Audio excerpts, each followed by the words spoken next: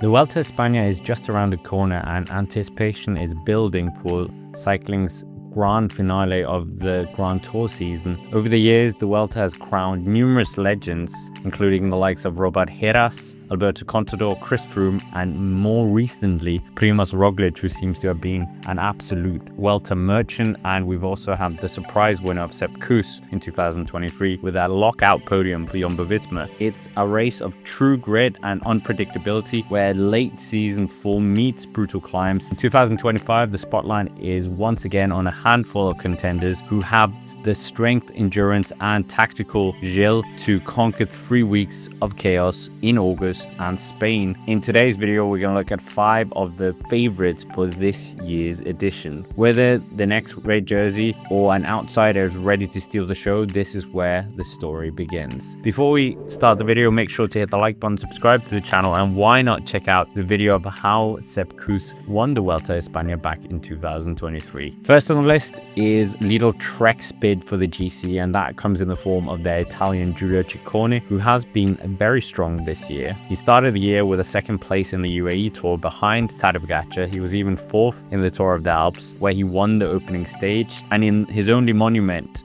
he was second in Liège-Bastogne-Liège to Tadej Pogačar, and at his first Grand Tour at the Giro, he was very strong, being up there in the top 10, but did crash and had to leave the race early. Despite that, more recently has been very successful, winning the San Sebastian Classic with a savage attack around 8-9 kilometers before the finish and beating some of the big favorites on the day. Plus, at the Vuelta a Burgos, he was strong in the end, despite his weird start to the race where he crashed on the first stage with Isaac Del Toro, and his time was not taken together with the winners because it was not a flat stage and unfortunately lost time. But he recovered well and finished second on stage 3, and on the final 5th stage he was up there with Isaac Del Toro, who made the very strong selection, and the Italian was right on his wheel and picked the right moment to attack and drop the Mexican and moved up 5th overall in the GC, and what could have been if he had actually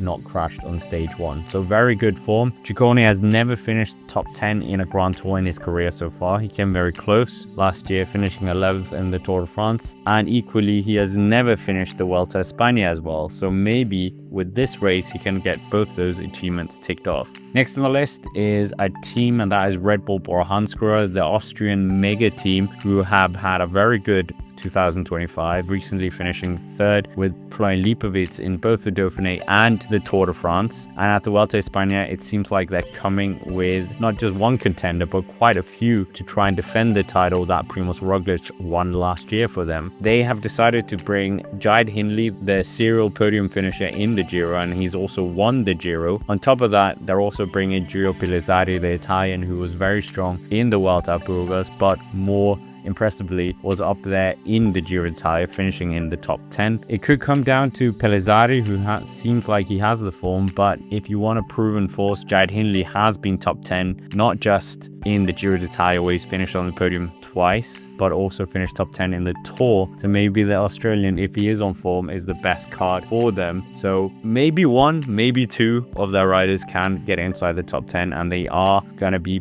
able to benefit of not being the favorite or even the favorite team in this year's Vuelta, so they can play it a bit different. Third on the list is Jacob Ayula's new boy, and that is Ben O'Connor, who we interviewed on the channel this year. The Australian is another rider who's aiming for more Vuelta a España success. In 2025, he started a bit slow for his standard. At the Tour of Valenciana, he was up there with the favorites and managed to finish 10th overall, and at the Tour de Suisse, he managed to be up there as well on a number of stages, finishing 3rd on stage 4 and 7th on the final mountain time trial, and that equated to a 7th place overall. At the Tour de France, he was unlucky in the first week with crashes and ended up going in the breakaway to try and get some of the lost time back. And on the Queen stage, he was in the right place at the right time, striked out on exactly the right moment when all the favorites were looking at each other, managed to get up the road and dropped all the riders who came with him and won a famous stage on the Col de la Loz, which was absolutely incredible and saving Jaco Ayuso's tour as well. He did lose his 10th place, however, in GC on a pretty random event on stage 20, where for some reason they had let Jonas Vingegaard go in the break, and that meant that he didn't win the stage, Jonas Vingegaard, but he got enough time to jump from 11th to 10th, and that was much to the frustration of Ben O'Connor, who made himself known of his frustration by the rival teams not wanting to help out Jaco Ayuso to defend his 10th place. Nonetheless, the Australian should be in good form for his second Grand Tour of the year, and he did very well last year, where he even won a stage 6 in an incredible fashion from a breakaway and held on to the leader's jersey for a number of days and ultimately finished second in the end, and that was an incredible performance. And let's hear from the man himself of his experience of that. All of a sudden, we got to that stage where there was an opportunity, and I was lucky enough to be able to chase it and grabbed it and kicked off the rest of the race from there. What was going through your mind in that race or that particular stage? At first, I was angry because I missed the break, because I just wanted to do something. I was, as I said, pretty disappointed with how the other days had gone, and I just really wanted to get out there and try something, because I got so blown away on the first mountaintop. I said, well, if I can't do it there, then I'll do it on another kind of stage. So, working out really well, and I found myself again. I've had it in the past where I've had bad days, and the next minute I'm very good, and it's something that I've been able to turn around. I've been able to come back from a rough one and give yourself a bit of talking to and get it done. So it's really funny how it all played out, because I laid a lot of the line that day. I was still the GC guy, and the team was still riding for me. It was still the aim at the start of the race was to be in the top 5 overall. So yeah, for the boys to see, your GC guy jumping across the break, it is a risk, right? It's a risk not for me only, but also for the boys and how they would then see you and how they would then work for you later in the race. But obviously it all worked out. We might. I hope it happens again. That's what we raced for. I raced for that. It was really unexpected. I never really thought too much about it. I envisaged winning a stage of La Vuelta. That's something that I knew I can do, I could do.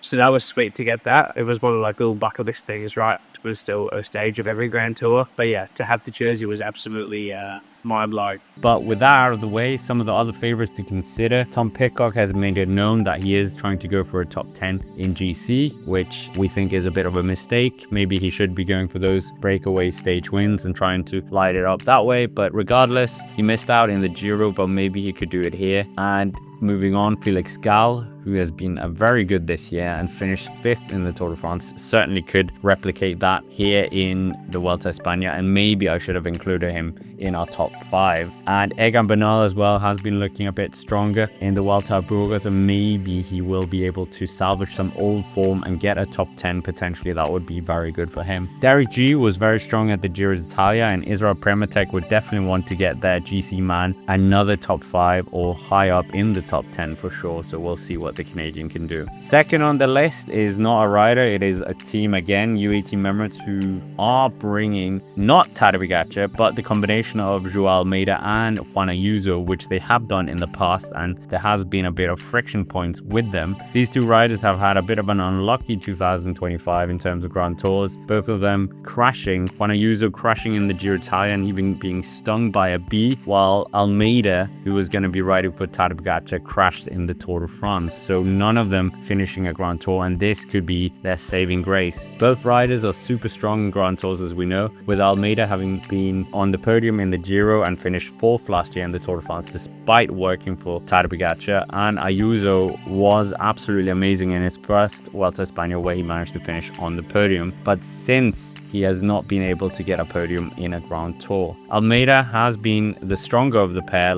this year, I would say, starting with a 2nd place in the Tour of Valenciana, and in his home race in the Vuelta al Garb, he finished 2nd to Jonas Vingegaard, losing out on the final time trial. Before at Paris-Nice, He was 6th overall, but did take a win on stage 4, pipping out Vingegaard to the line before the Tour of Basque Country. He was strong on the opening time trial and winning on stage 4 and 6 to win the overall. Almeida continued the momentum into the Tour of Romandy, and here he was up there in the top, finishing 2nd on stage 4 in a sprint to Lenny Martinez, and 2nd on the final time trial to seal the victory overall. And he even won the Tour de Suisse in an emphatic fashion as well, doing the Tour de Suisse, Tour de Romandy double, which I can't think of a rider who has actually done that. And so 3 World Tour race wins is quite incredible, to say the least. On the flip side, Juan Ayuso has looked very strong as well, with a few one-day race wins under his belt and even that sensational Tirreno Adriatico dominance. So he could be up there, but UAE Emirates will probably let the road decide who will be the strongest rider. And Ayuso, as we know, was even a stage winner at the Giro and was a bit disgruntled with Isaac Del Toro taking the leadership. But we'll see who's the strongest in the Vuelta. And now we come to number 1 on the list, and that is of course the 2-time Tour de France champion Jonas Vingegaard and former podium finisher at the Vuelta as well. Vingegaard has demonstrated that he has one of the best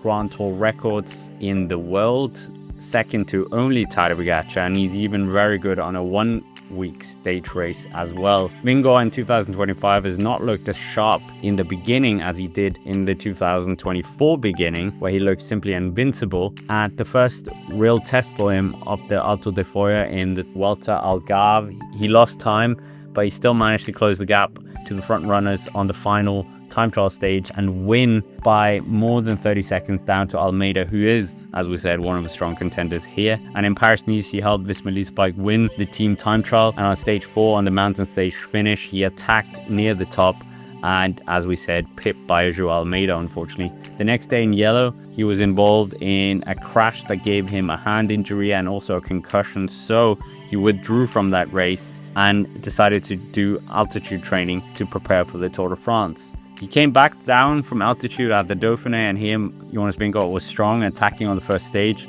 and finishing 2nd on that stage, and he was up there the whole week but was ultimately not able to challenge his foe and finished 2nd overall, but a good showing by him nonetheless. And this was the same story at the Tour de France, not getting a stage win for the first time in his Tour de France career, and he was many times the last rider with Tadej Pogačar on the mountains on climbs such as Hautecam, where he wasn't quite able to follow the Slovenian, but ultimately he was 2nd overall, another podium finish in his absolutely incredible Tour de France record, never finishing below 2nd, with some odd moments as well in the Tour de France for the 2-time champion. There was even a point where he was denied access to go downhill, which was very, very strange. But Visma Lease Bike could definitely be happy with his performance there. As there is no Pogačar at the Vuelta España, of course this puts the Dane in the prime position to win the Vuelta, and this will actually be the first ever Dane to do that if he managed to do it. He has a very good history with the race. In 2020, it was his first Grand Tour working for Primož Roglič. He did very well for him and was praised by Roglič, especially on the Angliru stage, where he took some very good pulls towards the end of the climb, and ultimately Roglič won the race overall. He returned to the race in 2023, and after winning the Tour de France for a 2nd time, he was in high spirits, even winning 2 stages in the Vuelta, one of them on the Col de Tourmalet, but ultimately it was Sepp Kuss who was chosen by the team to win the race, and that was quite controversial for some fans. Nevertheless, in 2025,